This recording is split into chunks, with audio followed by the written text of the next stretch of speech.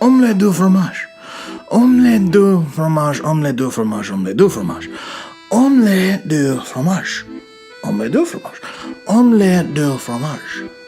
Omelette du fromage. Omelette du fromage. Omelette du fromage. Omelette du fromage. Omelette du fromage. Well, let's take a look. This is the amazing bulk.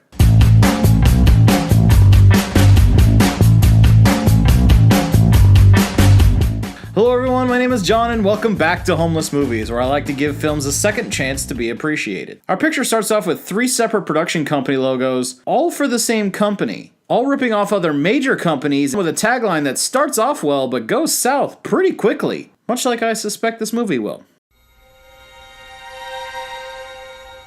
Credits with Comic Sans? How dare you! You know those are reserved for only the finest of feature films! The finest! It was a dark and stormy night in Clip Art City, USA, where a woman of the night wanders through an FMV game from the mid-90s in the part of town known as Little London.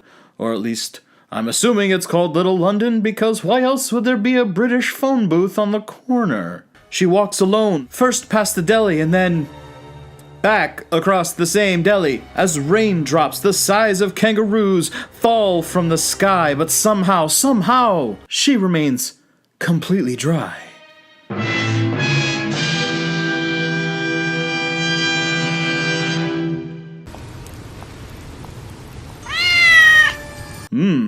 My pussy sense is tingling. There must be danger nearby. I will go down this alley and smoke a cigarette, where I'm sure nothing bad will happen to me. Need a light? I love how the mugger lights the light right by her eyeballs. Why, yes, thank you, sir. My eyeballs did need to be set on fire after seeing that massive purple monstrosity just watching us for no reason. Shoot me, please. Get me out of this movie. He tries to shoot the monster, but to no avail. He just gets himself killed and the big purple turd runs away like a giant sissy. There's a lot to unpack in the only first minute of this movie, which we can try to sort through as the movie throws all the science at us. Science! Science! And more science! And more science! And more science! And more science! And more science! And more science. Alright, I get it!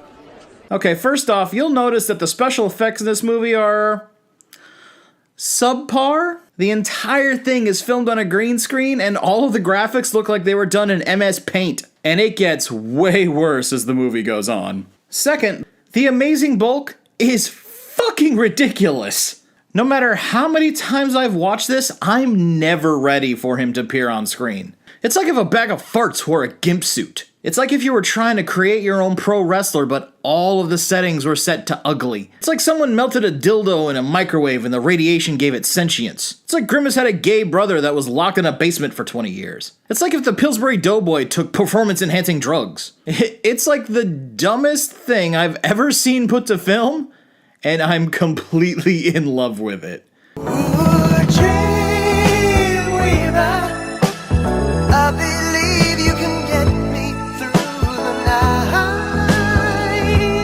Third, the dialogue is atrocious.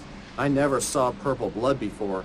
Yeah, well, this whole crime scene is one big mystery now, ain't it? They wouldn't have called in the detectives otherwise. That's your job, your only job. To detect things, to solve mysteries. That's why you exist. Did the examiners find any other possessions? Just this. It was lying next to the suspected mugger. Definitely wasn't his. Henry Howard. Who the hell is this? For some reason, I think that you got that line backwards. It sounded like you answered it before you asked the question. And dude, this ain't Jeopardy. I mean, if we were all gonna start talking like that, then... Oh, okay, I guess this scene needed serious medical attention. Last time on... CGI Miami!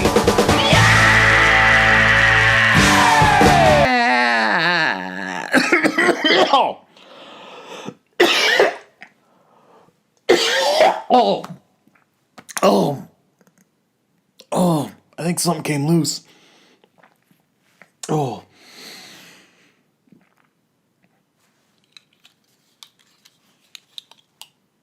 I'm okay. We go to a lab, and we know it's a lab because we had to pass through a microscope to get in, where we see our hero, the long, dark-haired, scruffy-looking guy. No. The other long-haired, dark-looking, scruffy guy. I'm sorry, did you say something? Yeah, that's the one. The one who looks so upset to be in this movie, his face just screams, I have to poop, but they won't let me until we finish filming. That's our hero, Hank. Damn it, I'm sick of failure. Well, wait a minute. While bitching and moaning about a serum that turns rats invisible,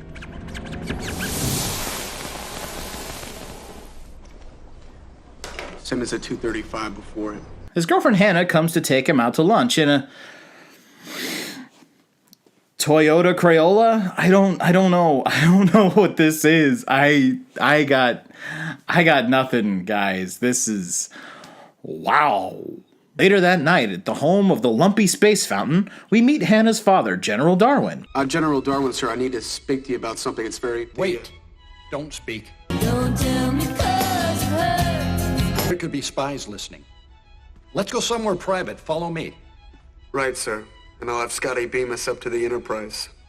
And we know he's a general because he's always wearing an army hat. I'm sure that that's in no way a red flag, and he's perfectly emotionally stable. I'd like to talk about Hannah. What about her? Well, I Spit it out. I want to marry her. You knock up my little girl, is that it, huh? Of course not. Oh, poopy, looks like I was wrong again. Then why? What's the reason, pissant? I love her, okay? That's why. I love her.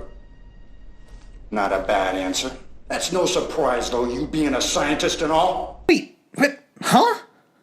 How? What? Huh?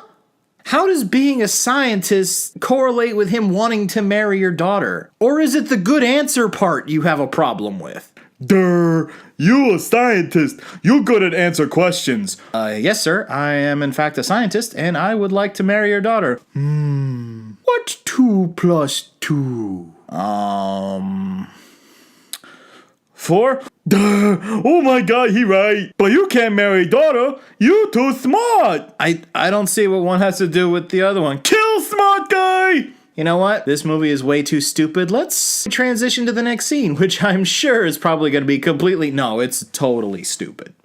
Cut to a medieval castle with a dancing moron and a CGI pug who looks like he was stolen from the general car insurance commercials. Inside of a house that I'm assuming is inside of the castle, being watched by guards who look like they're outside of the castle, wearing black t-shirts and are armed with golden shields and spears. Okay, look, there's lazy and then there's incompetent, and somehow this movie doesn't even get to qualify as either. Oh, Pookie Bear, where have you been? I get so lonely waiting for you. What have you been warned of? What? This table has been in my family for hundreds and hundreds of years. Move all your goop, your paint, schnell! The big old lispy German is Dr. Cantlove, so named because Oh, that's right. I forgot. There's nothing going on downstairs. he can't get an erection. That's the joke. And how many times must I tell you not to gyrate in front of the gods? You know that is a big no-no with me. Oops.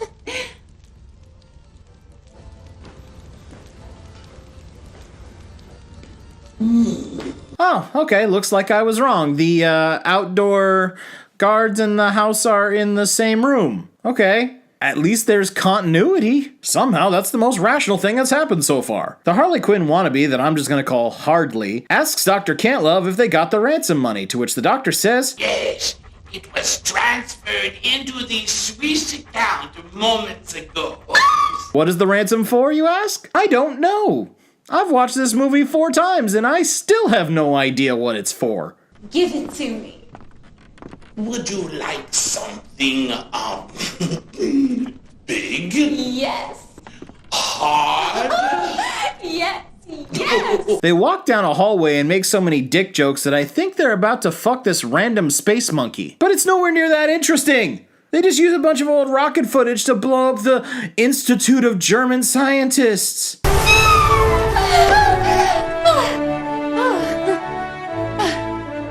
I guess it works because he gets hardly all horny, so she asks for more murder as a replacement for sex. So Cantlove just agrees and he sends out a whole bunch of missiles. First he blows up London Bridge, then the Sphinx, then the Great Wall of China, then the Taj Mahal, the Hollywood sign, but not Stonehenge, not those Aztec pyramids, not the Roman Colosseum, not the White House, but instead ending with a big fuck you to St. Louis. What the hell did St. Louis ever do to you? Let's cut back to our hero for a second. After what looks to be the wet dream of someone from Roller Coaster Tycoon, Hank and Hannah get on the subway where they're mugged by the guy from earlier. You move a muscle, and you and the girl die. But what do we have here?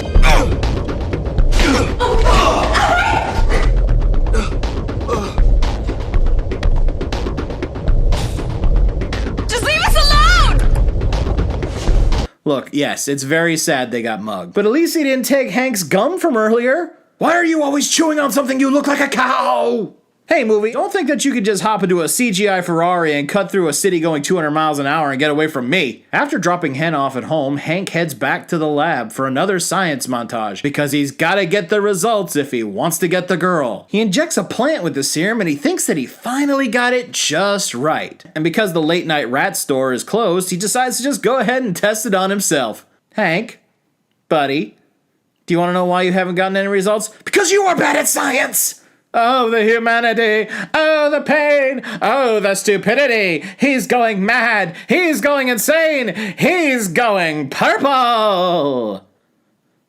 Jazz hands. Wait. Spirit fingers. Jazz hands. Spirit fingers.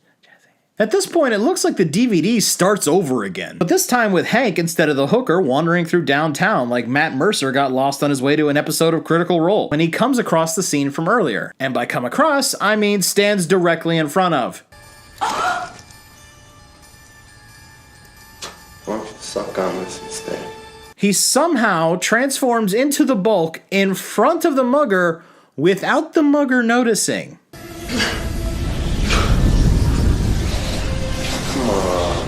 Don't act like you never done it before. He then kills the mugger and proceeds to get his fingerprints everywhere. You ain't so tough without your gun now, are you, buddy? I gotta get out of here. And then turns back into the Bulk to slink away into the night before the cops show up. You know, I almost prefer the big purple version of this guy because at least then I don't have to look at his giant, ultra shitty tribal tattoo. The next scene involves a wall and 2 fences. Yeah, I'm not proud of that joke either. These guys try to sell the engagement ring that was stolen by the mugger to Dr. Cantlove. Why? I don't know. Cantlove just murders them and we move on to the next scene. The next morning, Detective Ray Garton and Detective Liz Tuttle show up to return Hank's wallet. And if he acted any more suspicious, he might as well be covered in a giant purple neon sign that said, "If I did it, how I would have done it. Hank Howard." Okay, what gives? You haven't said a word since we talked to that Henry Howard guy. Spill the beans, will ya? Man, I kind of wish I lived in this world so that I could have couches in my car like these people. Getting to work would be way more comfortable. I think our Henry murdered the mugger. What? You're kidding. That sweet man. I didn't get this from the peanut butter and jelly sandwich I had for lunch today. Wait, so you got Hank's blood on your hands and then you waited to get to the car to arrest him? That's the opposite of good police work! Hank, being the dumbest scientist alive, decides to return to the scene of the crime, where the detectives try to confront him, and it goes about as well as you expect. It's not what it looks like. Like I said, they always go back to the scene of the crime. We're gonna have to take it down to the station. I don't think that'd be a good idea. You don't want to do that.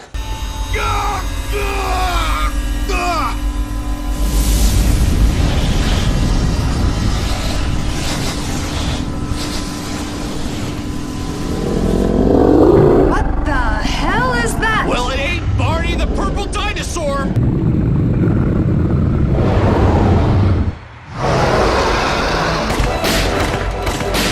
Hank transforms and runs away, and when he's running, I don't know why, but in my head, he kind of sounds like Michael Jackson, but not like Michael Jackson, like South Park Michael Jackson. Oh my god, why are you shooting me? That's ignorant. Please stop. So the cops give chase by running in place through a loading dock and a shipping yard, which are all places that the Bulk is very much shown not to be in, which is probably why they can't hit the big purple bastard. He runs one way down a street and just ignores physics when hitting cars. He goes right through one and then runs back down the same street to knock over the same lamppost twice. He even runs back down an alley and says, "Fuck you, sports car! That's what you get for taking shortcuts!" The cops run in place back through the shipyards, but this time in reverse. He says, "Fuck you" to the sports car again for cutting through the loading dock, and then he does it again even though the car's on the street proper, just for good measure. And then... Look out! Lisa!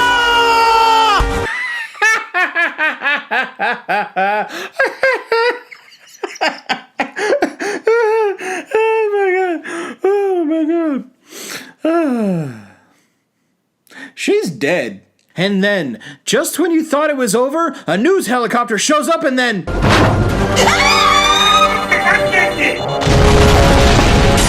Wait. What? That's just the bald cop colored purple. How did the Bulk get so big? The Bulk was like 2 stories 5 seconds ago, and now he's 10 stories tall and has back knee scars? Man, puberty was unkind to the Bulkster. I mean, look how his hand just keeps clipping in and out of his stomach. Oh, the poor fella.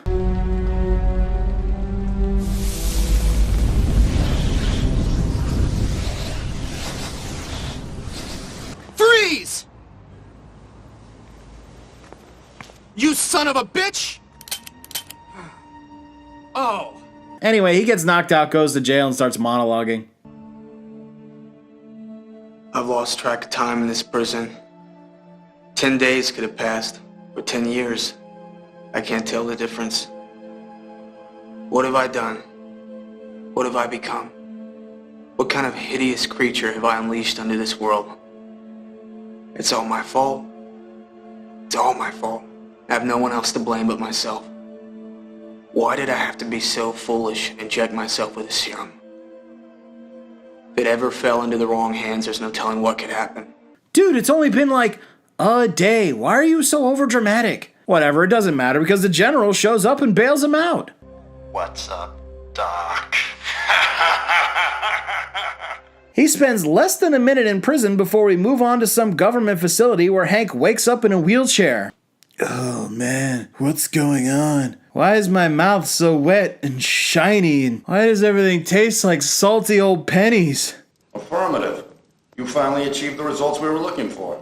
I just destroyed the city and killed innocent people, and that's the result that you wanted? Dude, you didn't blow up the whole city. You couldn't even blow up an entire street. You just blew up the same part of the same alley over and over and over again. Seriously, get over yourself. Back at Castle Who Gives a Shit, Cantlove blows up the moon. Just fucking blows it right up. You really could do that? It'll be a cakewalk. Don't you mean moonwalk? Zoom, zoom, to the moon. Or at least we're told he did. All we see is some stock footage of some satellites in the space station having sex with each other for like an uncomfortably long time.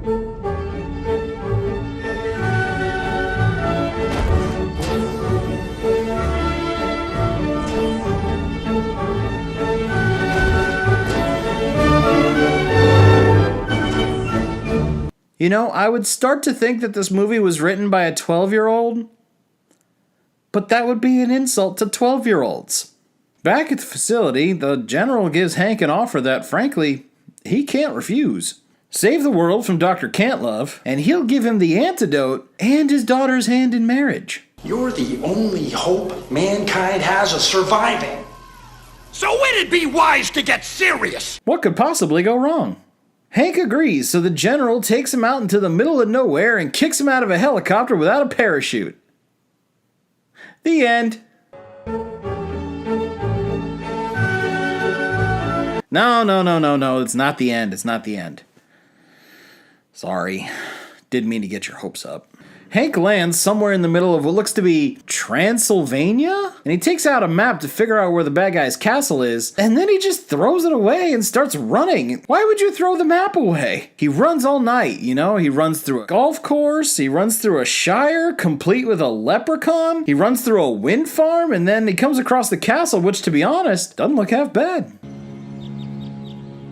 You know, it's kind of hard to take the ominous music and tone seriously when there's birds lightly chirping in the background. If this is where the bad guy lives, fuck it, let him blow up the moon.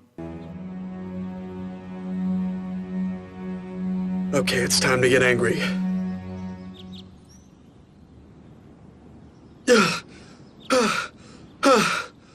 This isn't happening.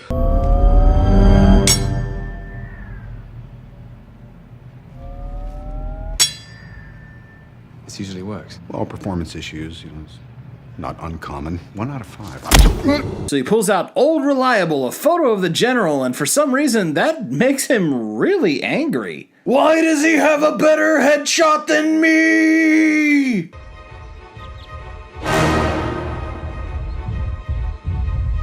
Did you hear that?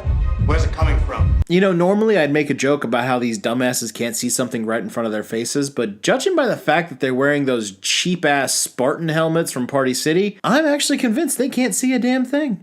So at this point, you know the drill. There's a lot of screaming and running and screaming and running and a giant boulder that turns into a marble that turns back into a boulder that actually kills one of the guards and screaming and running and then...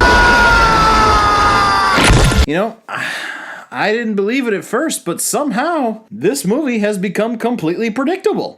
This is worse than the time the flying saucer broke down and that little green alien came to the door asking to use their phone. I stand corrected. So for some reason, Harley is wandering around Bowser's castle blindfolded when she bumps into the Bulkster and, yes, grabs his amazing bulge. Is that you, baby? That's where you've been spending your free time. At the gym. My oh my. You've grown since the last time we played. Thankfully, it ends really quickly when the Bulk sees the engagement ring on Harley's finger and knocks her dumbass out so hard, we cut to a scene of the pug leading a troll through a tunnel. The Bulk finally catches up with Cantlove. They stare each other down, purple against purple. And just as they're about to have the most epic, amazing, comic book inspired battle... No, please, no!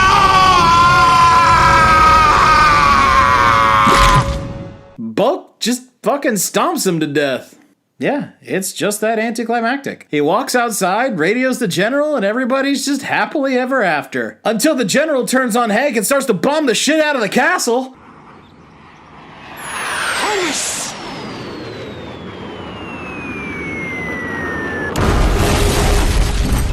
Hey, what's going on? Fighter jets are shooting at me. Call them off. They must have me confused with the enemy. I'm afraid I wasn't telling the truth, Henry. And now I shall eliminate you. You bastard!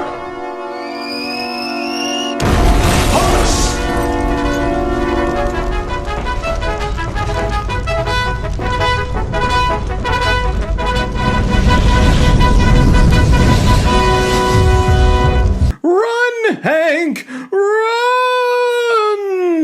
Run from Robin Hood! Run through Australia! Run through Tampa, Florida! Run through Wisconsin! Run through Kentucky! Run through the past to when there were prop plane fighters! Run through this playground! Run through that not my chair, not my problem video! Run from the Red Baron! Run past this deaf soccer girl who couldn't give two fucks about what's going on around her, and her little brother too! Run from pirates! Run the Tour de France! Run from superheroes! Run through Utah! Run from Zeus! Run from the submarine from 20,000 Leagues Under the Sea! Oh, hi, Davy Crockett! Run from flying pugs and cowboys! Just run, you big, silly, purple bastard! Run!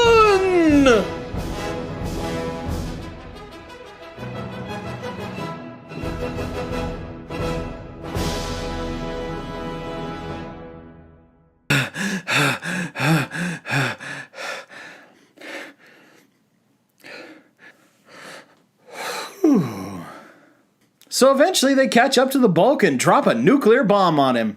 And why am I even trying? You know it's stupid. Drop the bomb. Affirmative.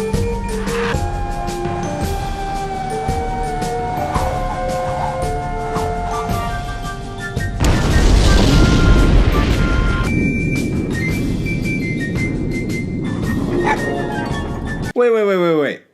They drop a bomb, a nuke, on the Bulk, and they kill the dog?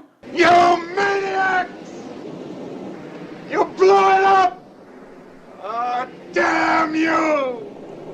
God damn you all to hell! Poor puppers. We cut back to the military base and the general's watching the same DVD we are and some weird Spaceballs reference I'm pretty sure I'm not getting. When Hannah shows up and acts, I want to say distraught.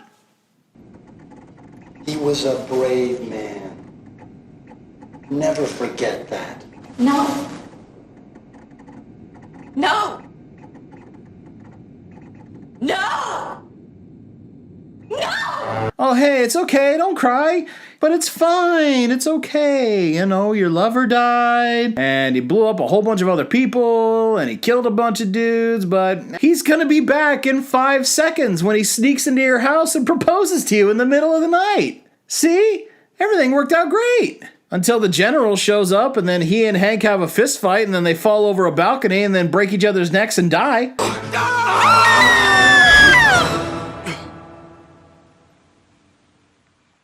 What, were you expecting a happy ending? No, they're really dead. The next shot is of Hannah at the cemetery saying goodbye to Hank, where she leaves a beautiful flower. And then Detective Garton shows up and leaves a little bit of a different present. Hey. I hope you're in hell. You want a drink? What? You don't like liquor? Well. Drink this!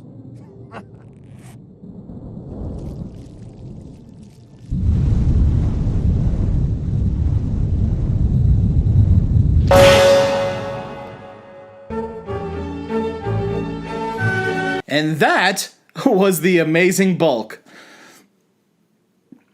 Wow. The Amazing Bulk is almost the literal definition of trash cinema. Low budget, using what assets you have, shooting everything in less than a week. The DIY mentality of making this film is almost punk rock in a way. The director claims that he didn't aim to make a bad movie, but he loves the fact that it has taken on the reputation as one of the all-time great, so bad it's good movies, and to be honest, I really admire him for that. There's something to be said about owning your art and taking pride in your work, even when others would deride it or see it as a waste of their time. So that leads me to my initial questions. Is this movie amazing? Yes. But is it art? In my humble opinion, abso-freaking-lutely. I had a blast watching it, and I'm going to cherish it as a part of my collection for years to come. And isn't that what art is all about? Making an emotional connection with people? If I had to give it a grade, I'd probably go with 9 dildos out of pi, because that makes about as much sense as anything else we just watched. Thank you guys so much for watching. Please feel free to leave a comment below with your own thoughts. And if you liked it, don't forget to like, share, and subscribe. And if you really liked it, go ahead and check out my Patreon link in my description below. Any support I can get is greatly appreciated, and your name will be in the credits of my next episode. You are all amazing. I will see you next time, and remember, stay cool.